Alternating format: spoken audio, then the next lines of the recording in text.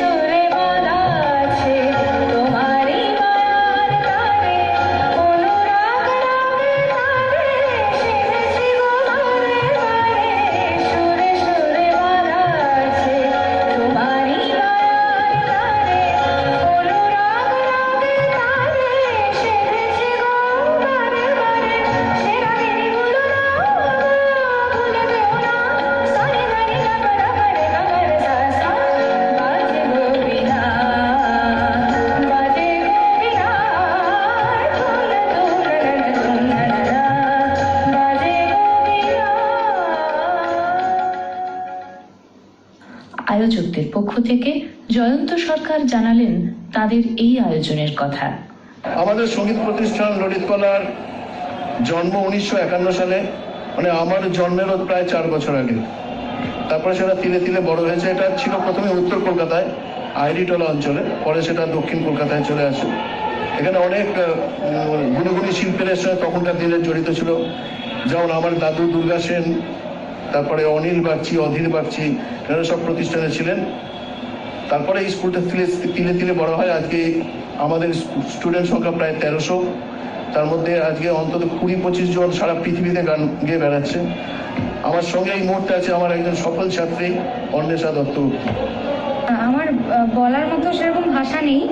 আমি এটুকুই বলতে পারি যে আমি মানে এই জায়গাটাতে আমার সাহা বলতে শেখা, এবং তারপরে ভবিষ্যতে আজকে মানুষজন আমায় ভালোবাসছে সেটা গান বাজনার জন্যই, এবং সেটা যেটুকু অল্প গান গাইতে পারি সেটা আমার পাশে দাঁড়িয়ে আছে এই মানুষটার জন্য।